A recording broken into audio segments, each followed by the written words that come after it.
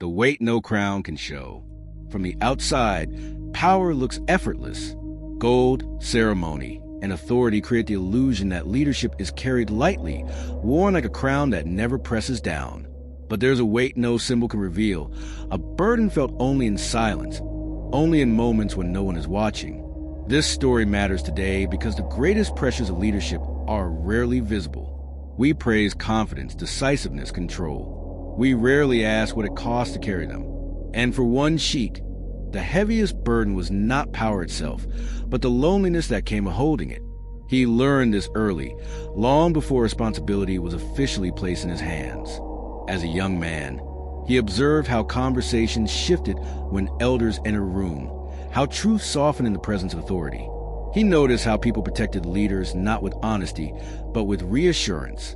Over time, he understood the danger of that protection. It isolated those who needed clarity the most. When the crown finally rested on his shoulders, the change was immediate, not in privilege, but in distance. Friends became careful. Advisors became filtered. Even family measured their words. The world did not grow louder. It grew quieter. And in that quiet, decisions became heavier than anyone had prepared him for. The first true strain appeared during a national crisis that demanded swift action. Advisors arrived with solutions polished and confident. Each proposal carried certainty, each framed as necessary. Yet none addressed the cost that would follow. The lives altered, the trust strained, the consequences that would never make headlines. He approved a decision that night, knowing it was correct, and still felt the weight settle deeper inside him. That was when he realized something unsettling. The crown did not make decisions easier. It made them lonelier. In the days that followed, he carried the outcome alone. Publicly, stability returned. Privately, doubt lingered, not about the choice, but about the burden of carrying it without relief. He could not share uncertainty. He could not ask for comfort. Leadership demanded strength, even when strength meant silence.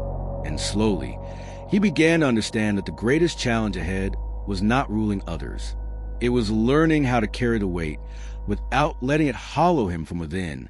The weight followed him everywhere, though no one could see it. Meetings ended. Ceremonies concluded, crises resolved, but the burden remained. Decisions layered themselves one upon another, each one adding quiet pressure that never fully lifted. The world expected confidence. He delivered it, but confidence, he learned, did not dissolve the cost of responsibility. He began to notice the signs of isolation. Conversations grew transactional. Praise replaced honesty. Advisors shielded him from dissent in the name of loyalty. The more authority he held, the fewer unfiltered voices remained. And while the system functioned smoothly, something essential was eroding beneath the surface. The conflict intensified when he faced a decision with no clear solution, only trade-offs. Whatever he chose, someone would suffer. Whatever he delayed, consequences would compound. The proposals before him were balanced, rational, defensible, but none acknowledged the human cost they concealed behind numbers and forecasts. That night, unable to sleep, he wandered the palace ground alone. The stillness offered no comfort. It magnified the truth he had been avoiding. Leadership without connection becomes endurance, not purpose. And endurance, left unchecked, turns into emptiness. He realized he had no place to set the weight down.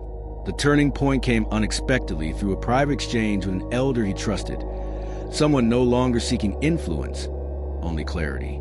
In a rare moment of candor, the elder spoke not of policy, but of experience. He admitted that carrying power alone had nearly broken him years earlier, that he had mistaken isolation for strength, and that the weight only became manageable when he allowed others to share it. The admission struck deeply. It revealed a truth rarely spoken in halls of power. Leadership does not demand solitude. It demands the summit about who is allowed close enough to see the burden. The sheik began to question the structure around him, not its authority, but its humanity. He saw how systems built to protect leaders often protected them from exactly what they needed most, honest connection. And for the first time since taking the crown, he considered a radical idea. What if the weight was not meant to be carried alone? What if strength did not require silence? The thought unsettled him, but it also offered relief, because acknowledging the burden was the first step toward learning how to bear it without being consumed. He moved cautiously, aware that altering how power was carried could unsettle the entire structure around him.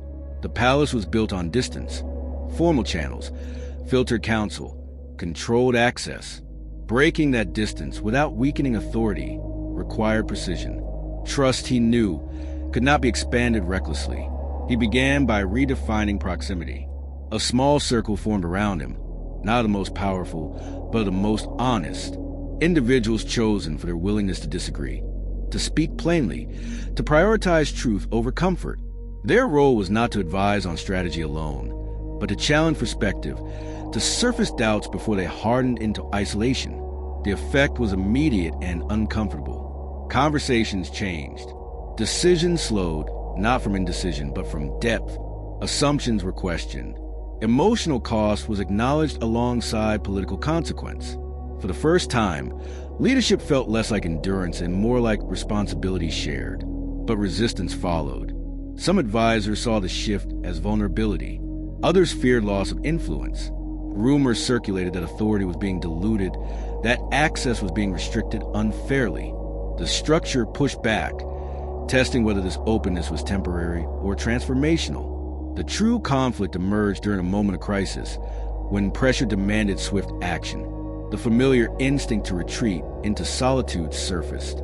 Silence tempted him with control, but instead, he invited the circle into the decision. The discussion was raw, imperfect, and honest. Risks were named without ceremony. Doubt was allowed without paralysis. The decision that followed was not easier, but it was lighter, because the weight no longer rested solely on him. The outcome proved effective. Publicly, stability held. Privately, something deeper shifted. The burden once crushing became navigable, not because it diminished, but because it was acknowledged. He understood then that power does not weaken when shared carefully. It clarifies. Leadership does not lose authority when it admits weight. It gains resilience. And as the system around him adjusted, slowly, cautiously, it became clear that the greatest strength he had discovered was not endurance. It was connection. Still, one final lesson remained, because sharing the weight required not just trust in others, but trust in himself to lead without armor. And that lesson would be the hardest to learn. The final shift came not through crisis, but through reflection. One evening, alone with the city stretching beneath him, he recognized a truth he had resisted the longest. The armor he had worn, the emotional distance, the controlled silence, the appearance of unwavering certainty, had protected authority, but it had also narrowed him. Strength, he realized, did not require invisibility of struggle. It required integrity in how struggle was carried. The climax arrived when he chose to lead without pretense. Not publicly, not performatively, but structurally. He allowed room for acknowledgement of difficulty within leadership itself. Decisions were still firm.